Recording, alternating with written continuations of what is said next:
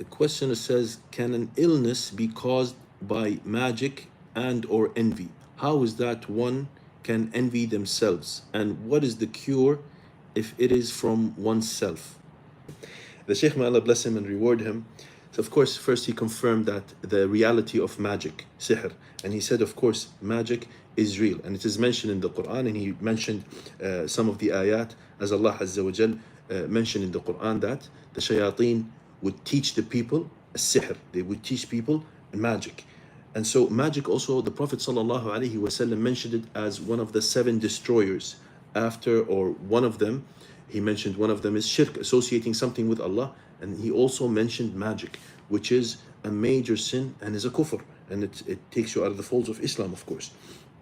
And then he gave us some elaboration on types of magic.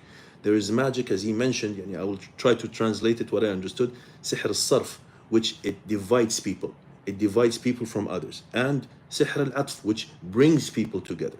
So maybe people that are in love or together, they're okay, and that magic will inflict their relationship to make them, be apart and divided, and maybe dislike each other.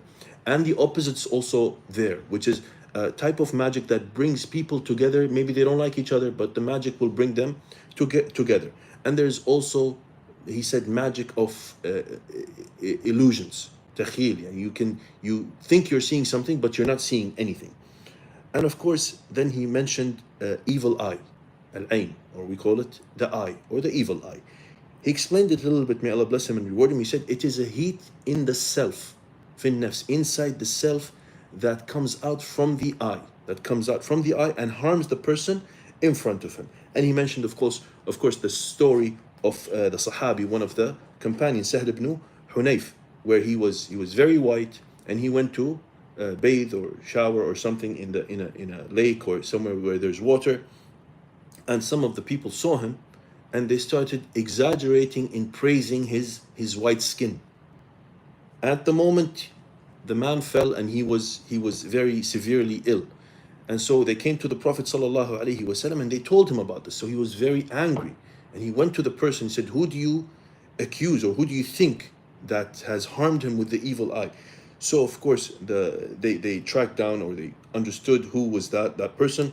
And so they told him, شيخنا في الحديث النبي صلى الله عليه وسلم ذكر أن يتوضأ بملابسه أو يغتسل. So the Prophet sallallahu alaihi wasallam ordered the person to do wudu, and then to wash the clothes that are on him. He said, like the collar, or the where the arm is, and of course the undergarments, that anything that is touching the skin, they wash it, and then they squeeze the water out, and that water should be used or washed to the person who got harmed, and this is a cure to evil eye. Can oneself hit himself or inflict himself with evil eye?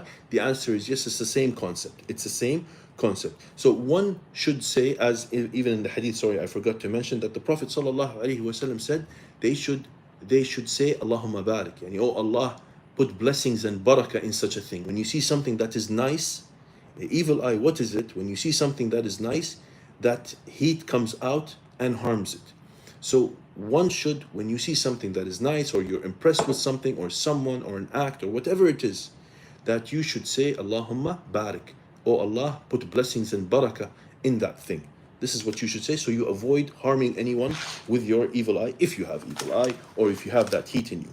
And then of course he talked about envy, which is hasad. Envy is of course a sin, and it is a dangerous thing that somebody would have in his heart.